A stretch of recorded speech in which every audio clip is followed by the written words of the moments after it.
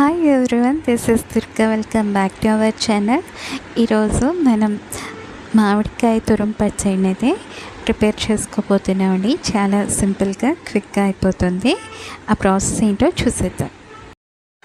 ముందుగా మామిడికాయలని శుభ్రంగా కడిగి తుడిచిపెట్టుకొని వాటిని చెక్కు తీసుకోవాలి. ఇప్పుడైతే వాటిని శుభ్రంగా కడిగి పెట్టుకున్నాం కాబట్టి చెక్కు తీసుకుంటున్నాం.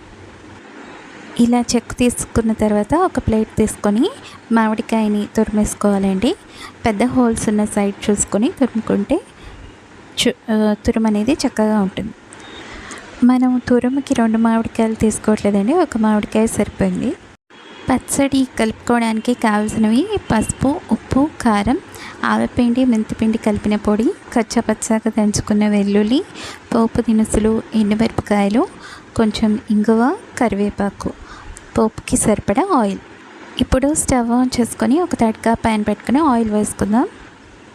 ఆయిల్ హీట్ అయిందండి. ఇప్పుడు దంచి పెట్టుకున్న వెల్లుల్లి, పోపు దినుసులు, ఎండుమిరపకాయలు వేసేసుకుందాం. కొద్దిగా ఇంగువ,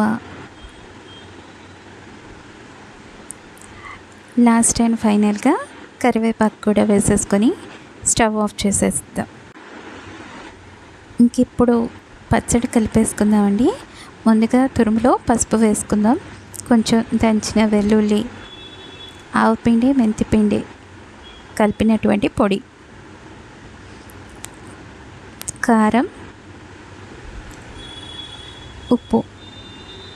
కారం ఉప్పు అనేది చూసుకొని అడ్జస్ట్ చేసుకొని వేసుకోండి. ఒకేసారి వేసినట్టయితే ఎక్కువ అయిపోతాయి కదా, సో అందుకనే చూసుకొని వేసుకుందాం. తాలింపు అనేది చల్లారిన తర్వాత వేసుకోవాలండి, వేడిగా ఉన్నప్పుడు వేసుకోవద్దు. మనకి ఉప్పు కారం అనేది అడ్జస్ట్ చేసుకొని వేసుకున్నామని ఇంకొంచెం. ఇప్పుడైతే మనకి కరెక్ట్గా సరిపోయింది పచ్చడిలోకి. ఇలా మామిడికాయ తురుము పచ్చడిని మీరు కూడా ఒకసారి ట్రై చేయండి. రెసిపీ నచ్చినట్లయితే లైక్ చేయండి, మన ఛానల్ని సబ్స్క్రైబ్ చేసుకోండి. Thanks for watching.